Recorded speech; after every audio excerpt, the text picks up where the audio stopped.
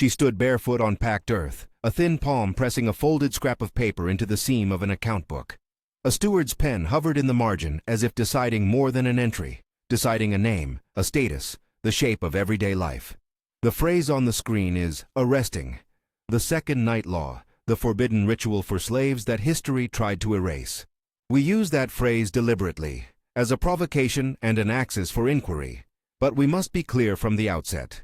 The phrase second night is an analytic label derived from recurring archival patterns. It is not a contemporary legal term. Framed like that, the title asks a useful question. What happens when paperwork does the heavy lifting of power, when a column and a verb reassign not just property, but intimacy, movement, kinship? In this film, we follow a recurring administrative sequence I label, for analytic purposes, the second night, a discovery or complaint, a public naming or reading, an administrative consecration in a household ledger, and immediate material consequences, changes in quarters, rations, visitation.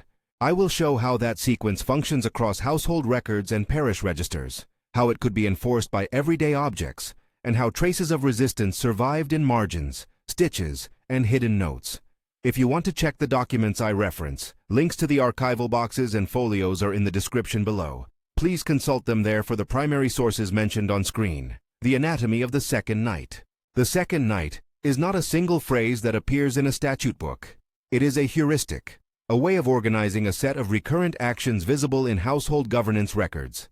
Those actions cluster into 4 moments. First, discovery. A folded note, a complaint brought to the steward, a petition tucked into a bed frame. These are the gestures that begin the sequence. Second, naming. A steward or minister reads aloud, sometimes at a muster of household dependents, sometimes in a shorthanded parish entry, so that the complaint becomes public within the household's administrative sphere. Third, consecration, the book. The ledger scribe enters a verb, assigned, reassigned, removed, consecrated to, language that, in the ledger's performative world, is not merely descriptive, but operative. Fourth, material consequence, rations changed, sleeping quarters reassigned, visitation curtailed, tokens for bread or cloth withdrawn. The entry activates instruments of enforcement. The ledger gives administrative force to an intimate reconfiguration of life. Throughout this video, I will move between the abstract shape of that sequence and concrete documents, steward's logs, parish rolls, petitions found folded into hems. Where I reconstruct scenes, who spoke and what was read, I will mark those moments explicitly.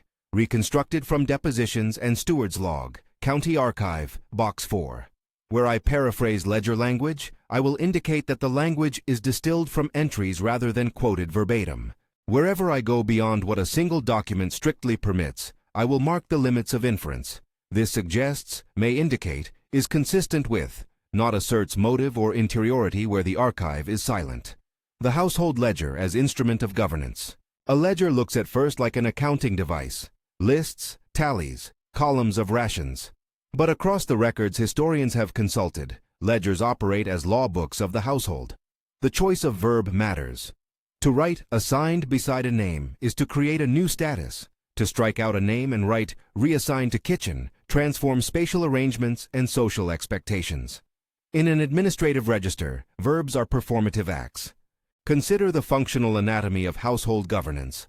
The household head, Master Henry in our reconstruction, delegates authority to a steward. The steward keeps a log, a scribe keeps a ledger.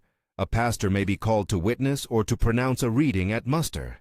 Together they form what I will call a tribunal-like choreography. Discovery is brought to the steward. The steward consults the ledger and schedules a public reading. An entry is made. Material enforcement follows.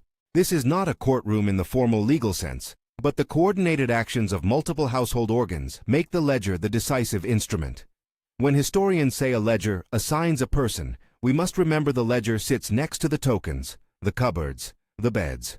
A ledger entry that changes status can be enforced through physical means: removal of a cot, reassignment to outer rooms, withdrawal of bread allotments, prohibition of visitors. The paper creates legibility. The household implements it through routine instruments. Reconstructed case: Amina and Daniel. To make this concrete, here is a compact reconstruction of a typical sequence drawn from several documents in the public record. I mark this explicitly. Reconstructed from depositions and steward's log, County Archive, Box 4. Amina is a household dependent whose work has long been in the main house. A neighbor's note, folded and later found sewn into the hem of a shirt in a petition bundle, alerts the steward to a complaint about an absent child or an allegation of impropriety. The precise content varies across documents. In this reconstructed instance, the record is ambiguous on details. The steward, Daniel, is shown in the log as having convened a brief muster the next morning. A short entry records that matter brought forth and that the minister was summoned to hear. Pastor Jonas is present at the muster. He reads aloud the complaint and, through a formula recorded in the steward's notes, places the matter before Master Henry. The steward's log is laconic, a notation that the matter was presented and committed to the ledger. The scribe then turns to the household account book and writes a new line beside Amina's name. The verb chosen, reassigned, is decisive. The ledger change is followed, within days, by material adjustments. Amina is moved from the rear room to an outbuilding. Her bread allotment is reduced, her visitors' access recorded as curtailed. A notation in a parish register records a change in household status linked to the same incident period. At no point does any single document call this sequence a ritual. The contemporary actors use administrative language. What the documents do show is a repeated choreography, discovery, public reading, ledger entry, material consequence. The effect is ritual-like in its structure, an ostensible public performance that brings administrative authority to bear on intimacy. But that is a descriptive analogy, not an assertion of ceremonial intent. 2 points of caution about the reconstruction. First, the records rarely supply inner motive. The steward's log tells us that Daniel ordered a change. It does not explain his private reasoning.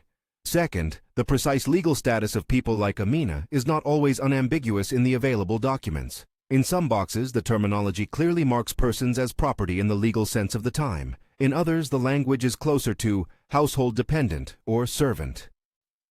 Where the record does not allow a precise legal designation, I will flag that as indefinito and avoid forcing the label slave when it is not supported.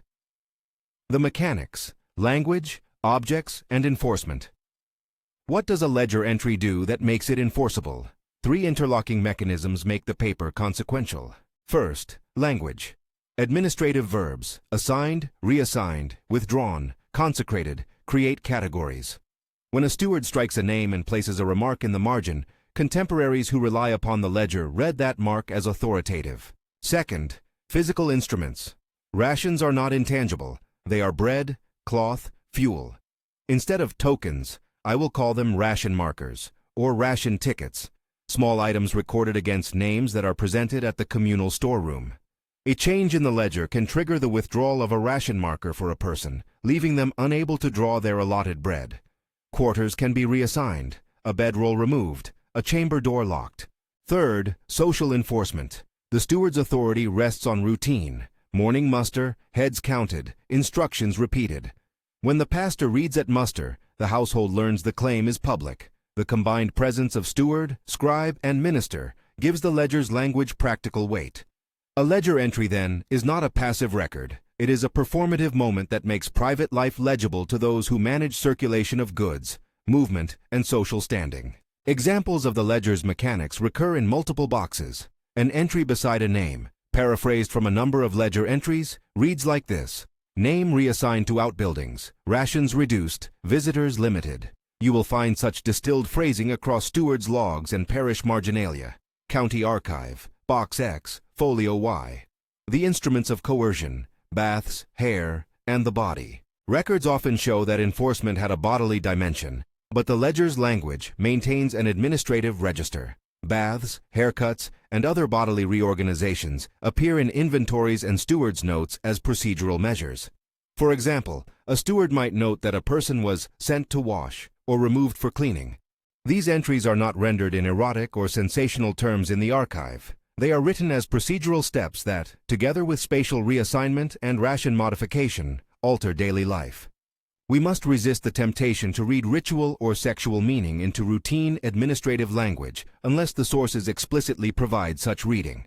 Several documents include formulaic notations, to be washed and set apart, that may strike modern readers with a ritual quality.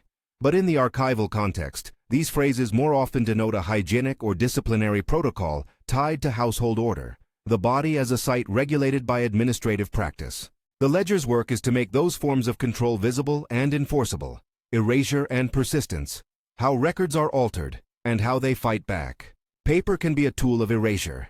Across collections, we find physical traces of administrative attempts to remove evidence. Scraped inkings, trimmed folios, pasted over margins. A page may look neat at first glance. Under raking light, a palimpsest of earlier notes emerges. These are acts of administrative revision, not always explained in the books themselves. But erasure is seldom absolute. There are counter-archives in the margins, the small domestic acts that preserve memory against official ordering. A petition folded into a cuff, initials stitched into a shirt sleeve, a child's hem sewn with ownership marks.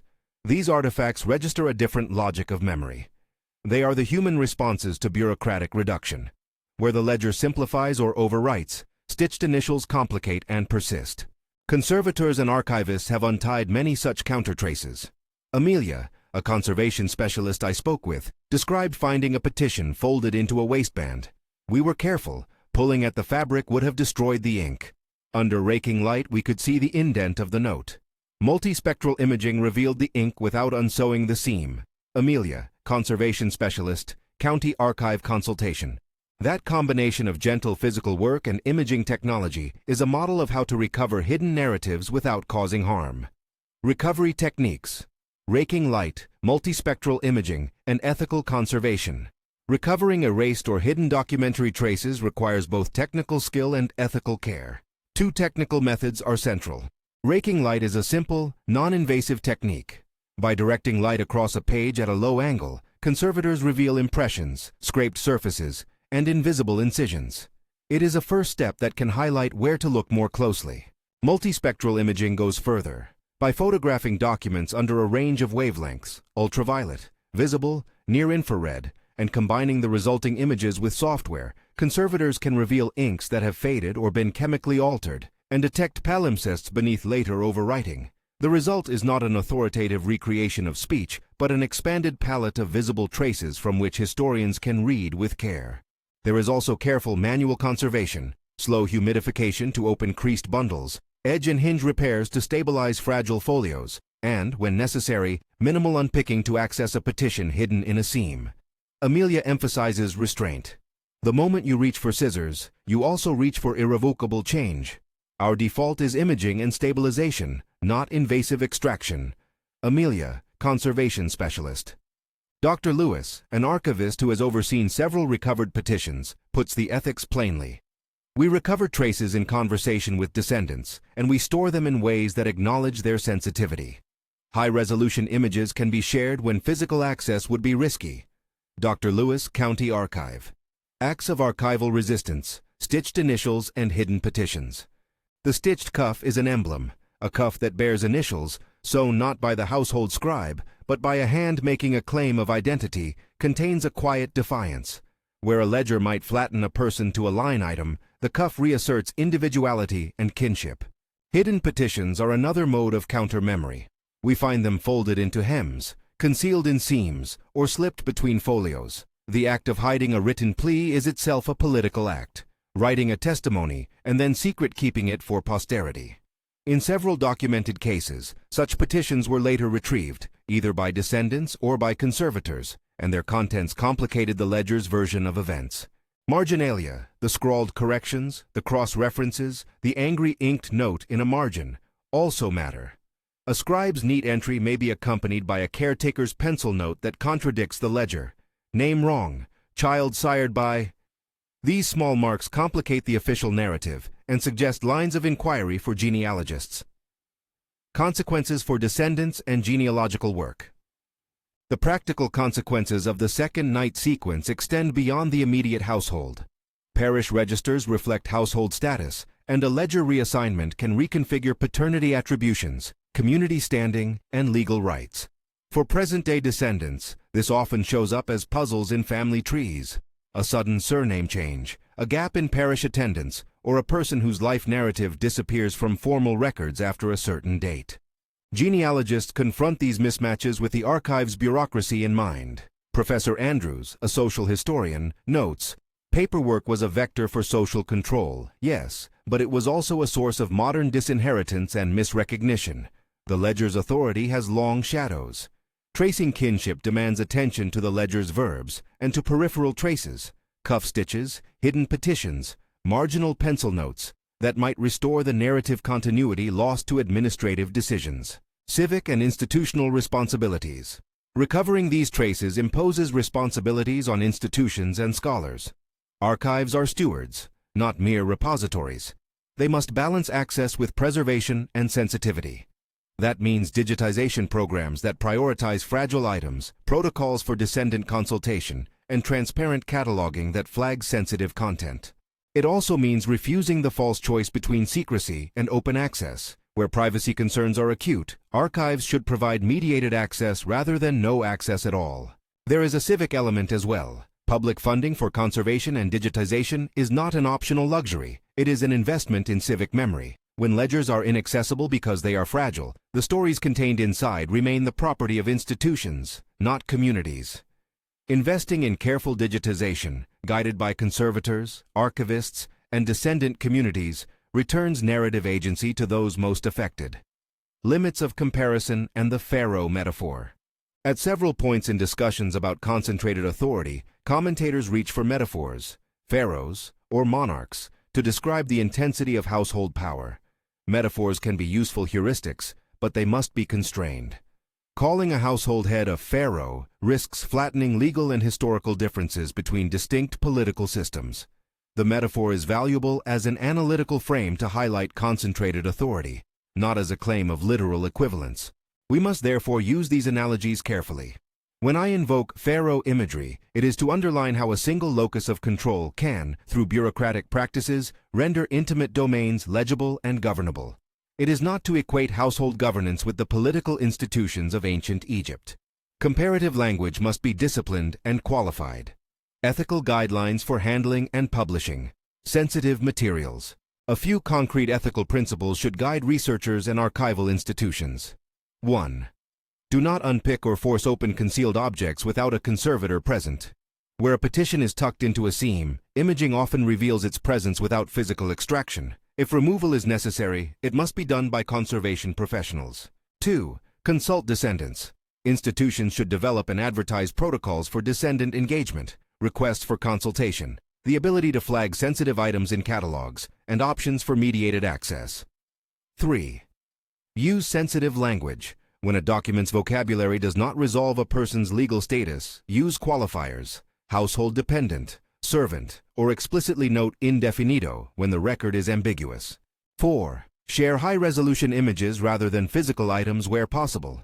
Dr. Lewis recommends providing controlled digital access to descendants before any publication of sensitive content. 5.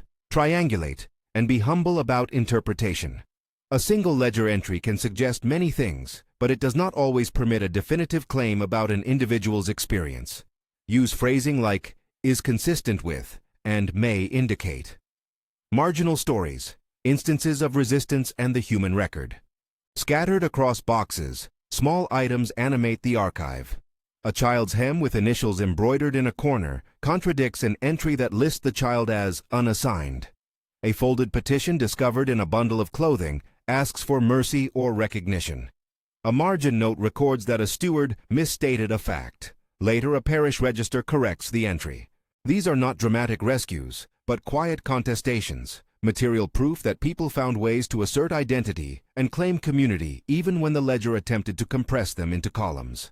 One reconstructed fragment, marked here as reconstructed from a petition found within a bundle, and Steward's Notes, County Archive, Box 7, offers a voice in the archive, a terse plea asking to be allowed to visit a child, accompanied by a hemming mark indicating concealment. The petition does not overturn the ledger entry, but it complicates it. The ledger made a social fact. The petition insisted upon an alternate truth. The archivist's role. Stewardship and access. Archivists are not neutral gatekeepers. The decisions they make, what to catalog, what to digitize, how to describe an item, shape which stories circulate. Dr. Lewis sums this up. In deciding which boxes to stabilize and digitize, we shape which pasts become legible to the public. We have to do that with humility and with engagement from communities whose histories are at stake. Practical steps archives can take include prioritized digitization of fragile boxes that contain personal petitions, making conservation notes public in catalog entries, and partnering with descendant groups to co-create descriptive language that acknowledges sensitivity. Funding bodies should view such work as central to public history projects, not as ancillary. A short technical interlude on imaging and safety. For viewers who are curious about the technical sequence when hidden traces are suspected, a conservator first inspects the item visually, then uses raking light to detect impressions and removals. If the raking light reveals potential overwritten text or concealed notes, multispectral imaging is employed to non-invasively reveal ink traces. Only after careful imaging and consultation with conservators and stakeholders would any minimal physical intervention be considered, and even then only for preservation, not for sensational display. This is why, if you find an old box in an attic that might contain petitions, the right response is to contact an archivist, not to pry open hems yourself.